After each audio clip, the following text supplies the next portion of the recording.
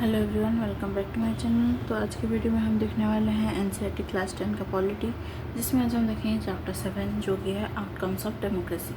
तो शुरू करते हैं हमारा आज का chapter. As we begin to end up our tour of democracy, it is time to move beyond our discussion of specific themes and ask a general set of questions. What does democracy do, or what outcomes can we reasonably expect of democracy? Also, does democracy fulfill these expectations in real life? We begin by thinking about how to assess the outcomes of democracy. After some clarity on how to think on this subject, we proceed to look at the expected and actual outcomes of democracy in various respects: quality of government, economic well being, inequality, social differences and conflict, and finally, freedom and dignity. Our final verdict, positive but qualified, leads us to think about the challenges to democracy in the next and final chapter.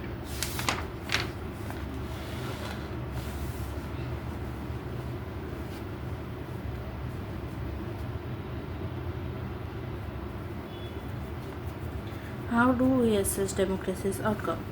Do you remember how students in Madam Lingdo's class argued about democracy? This was in chapter 2 of class 9 textbook.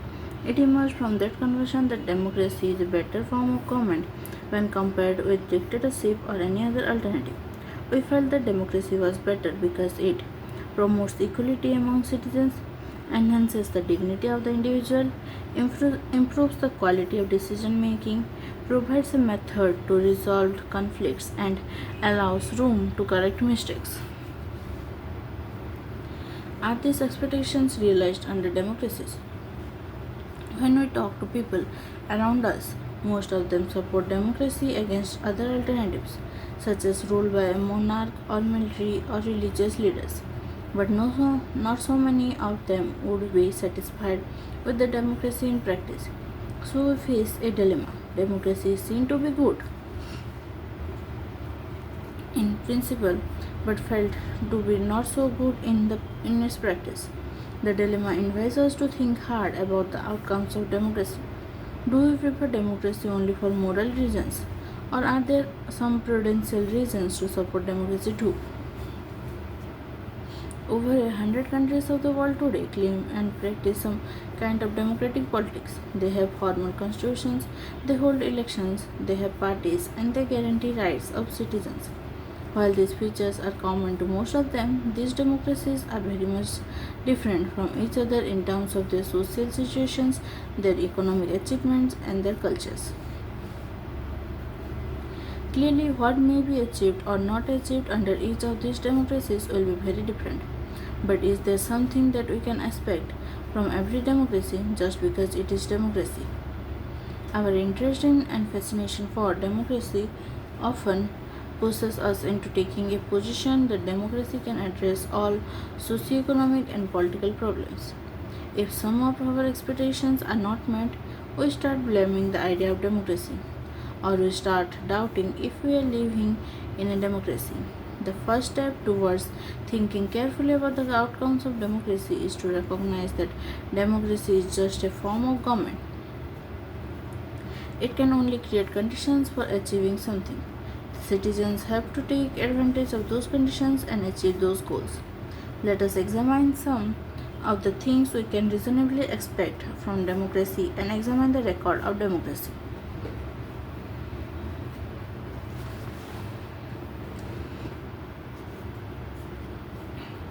Accountable, responsive, and legitimate government. There are some things that democracy must provide.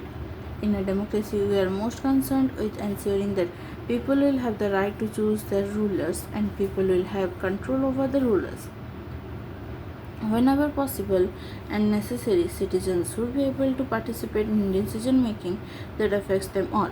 Therefore, the most basic outcome of democracy should be that it produces a government that is accountable to the citizens and responsive to the needs and expectations of the citizens.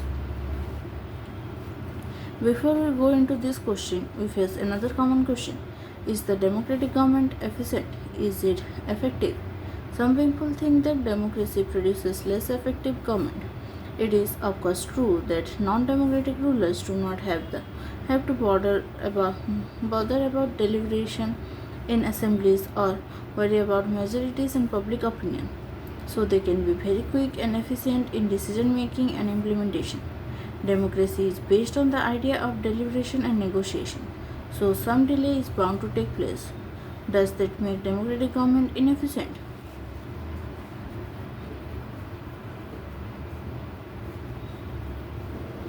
Let us think in terms of cost. Imagine a government that may take decisions very fast, but it may take decisions that are not accepted by the people and may therefore face problems. In contrast, the democratic governments will take more time to follow procedures before arriving at a decision. But because it has followed procedures, its decision may be both more acceptable to the people and more effective. So the cost of time that democracy pays is perhaps worth it. Now look at the other side. Democracy ensures the decision making will be based on norms and procedures. So a citizen who wants to know if a decision was taken through the correct procedures can find this out. She has the right and the means to examine the process of decision making. This is known as transparency. This factor is often missing from a non-democratic government. Therefore, when we are trying to find out the outcomes of democracy, it is right to expect democracy to produce a government that follows procedures and is accountable to the people. We can also expect that the democratic government develops mechanisms for citizens to hold the government accountable and mechanisms for citizens to take part in decision making whenever they think fit. If you wanted to measure democracies on the basis of this expected outcome, you would look for the following practices and institutions: regular, free, and fair elections, open public debate on major policies, and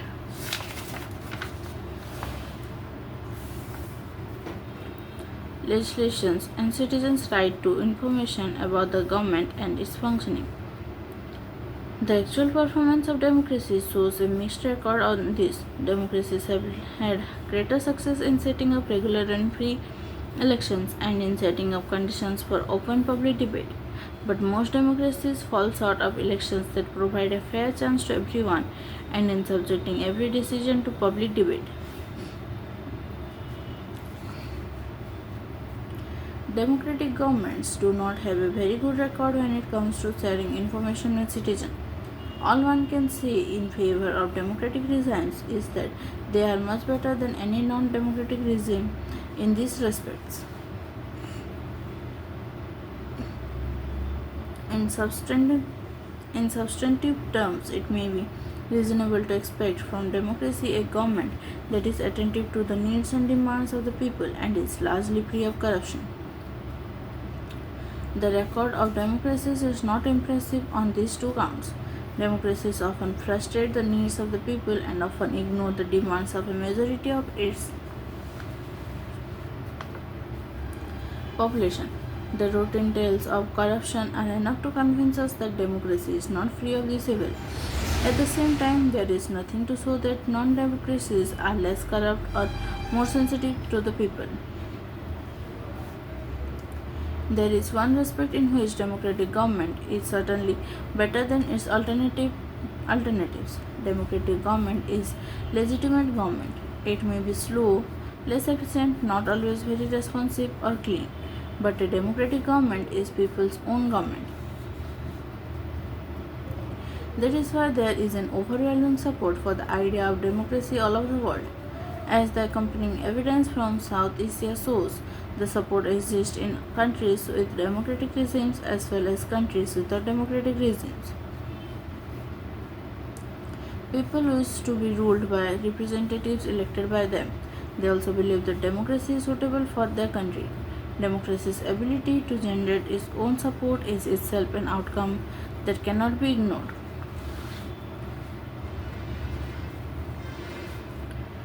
Economic growth and development. In democracies, if democracies are expected to produce good governments, then it is not fair to expect that they would also produce development. Evidence shows that in practice, many democracies did not fulfill this expectation. If you consider all democracies and all dictatorships for the 50 years between 1950 to 2000, dictatorships have slightly higher rate of economic growth. The inability of democracy to achieve higher economic development worries us, but this all alone cannot be reason to reject democracy. As we have already studied in economics, economic development depends on several factors: country's population size, global situation, cooperation from other countries, economic priorities adopted by the country, etc. However, the difference in the rates of economic development between less developed countries with dictatorships and democracies is negligible.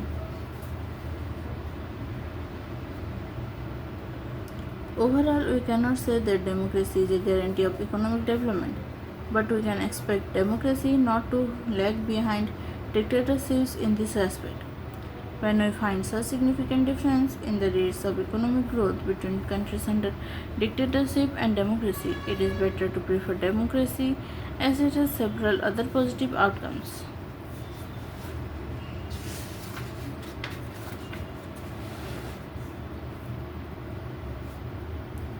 Economic outcomes of democracy. Arguments about democracy tend to be very passionate. This is how it should be, for democracy appeals to some of our deep values. These debates cannot be resolved in a simple manner, but some debates about democracy can and should be resolved by referring to some facts and figures. The debate about the economic outcomes of democracy is one such debate. Over the years, many students of democracy have gathered careful evidence to see what the relationship of democracy with economic growth and economic inequalities is. The table and the cartoon here present some of the evidences. Table 1 shows that on an average, dictatorial regimes have had a slightly better record of economic growth, but when we compare the record only in poor countries, there is virtually no difference. Table 2 shows that within democracies there can be very high degree of inequalities. In democratic countries like South Africa and Brazil, the top 20% people take away more than 60% of the national income, leaving less than 3% for the bottom 20% population.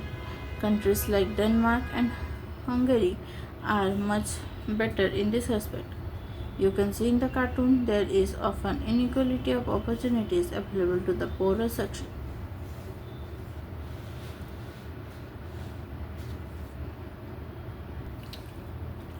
Reduction of inequality and poverty. Perhaps more than development, it is reasonable to expect democracies to reduce economic disparities. Even when a country achieves economic growth, will wealth be distributed in such a way that all citizens of the country will have a share and lead a better life. Is economic growth in democracies accompanied by increased inequalities among the people? Or do democracies lead to a just distribution of goods and opportunities? Democracies are based on political equality. All individuals have equal weight in electing representatives. Parallel to the process of bringing individuals into the political arena on an equal footing, we find growing economic inequalities. A small number of ultra-rich enjoy a highly disproportionate share of wealth and incomes. Not only that, their share in the total income of the country has been increasing. Those at the bottom of the society have very little to depend upon. Their incomes have been declining. Sometimes they find it difficult to meet their basic needs of life, such as food, clothing, house, education, and health.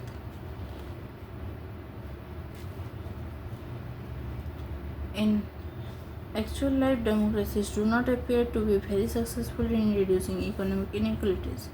In class 9 economics textbook, you have already studied about poverty in India. The poor constitute a large proportion of our voters, and no party would like to lose their votes. Yet, democratically elected governments do not appear to be as keen to address the question of poverty as you would expect them to.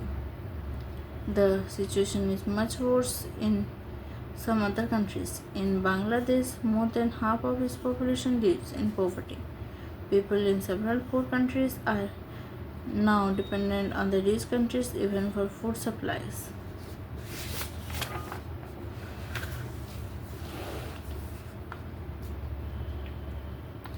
Accommodation of social diversity. Do democracy lead to peaceful and harmonious life among citizens? It will be a fair expectation that democracy should produce a harmonious social life. We have seen in the earlier chapters how democracies accommodate various social divisions.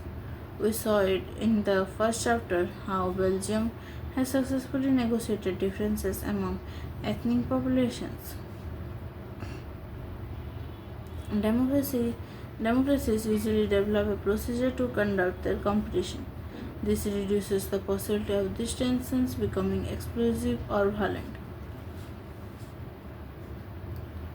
No society can fully and permanently resolve conflicts among different groups, but we can certainly learn to respect these differences, and we can also evolve mechanisms to negotiate the differences. Democracy is the best suited to produce this outcome. Non-democratic regimes often turn a blind eye or suppress internal social differences. Ability to handle social differences, divisions, and conflicts is thus a definite plus point of the democratic regime. But the example of Sri Lanka reminds us that a democracy must fulfill two conditions in order to achieve the first outcome.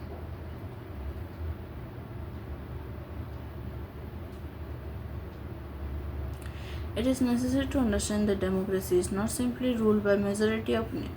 The majority always needs to work with the minority so that governments function to represent the general view. Majority and minority opinions are not permanent.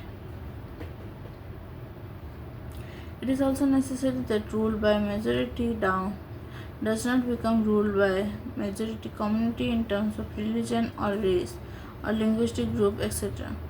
Rule by majority means that in case of every discussion or in case of every decision or in case of every election, different persons and group may and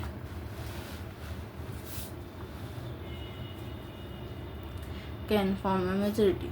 Democracy remains democracy with only as long as every citizen has a chance of being in majority at some point of time. If someone is barred from being in the majority on the basis of birth, then the democratic rule ceases to be accommodative for that person or group.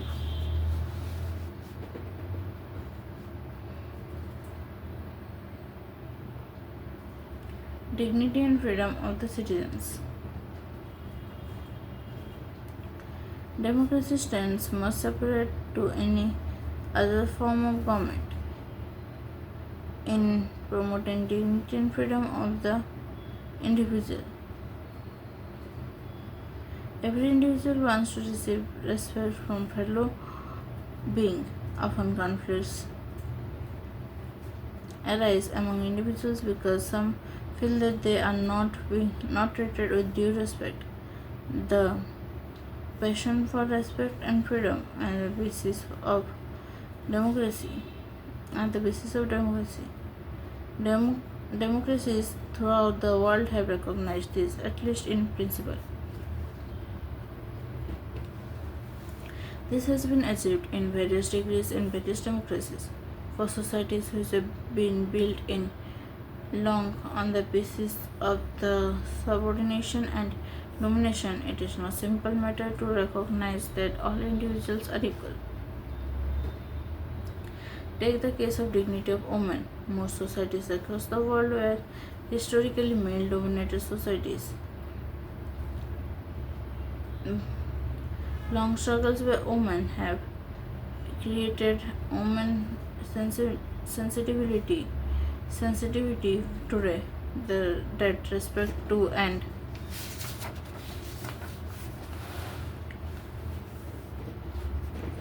Equal treatment of women are necessary ingredients of a democratic society. That does not mean that women are actually always treated with respect, but once the principle is recognized, it it becomes easier for women to wage a struggle against what is now unacceptable legally and morally. In a non-democratic setup, this unacceptability would have not have legal basis because the principle of individual freedom and dignity would not have at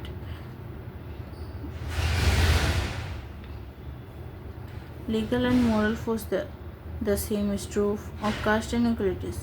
Democracies Democracy in India of caste democracies in India has strengthened the claims of the disadvantaged and discriminated caste for equal status and equal opportunities.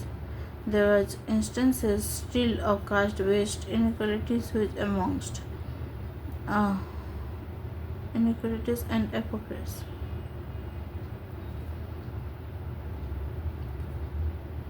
There are instances still of caste-based inequalities and atrocities, but these lack the moral and legal foundations. Perhaps it is the recognition that makes ordinary citizens value the democratic rights.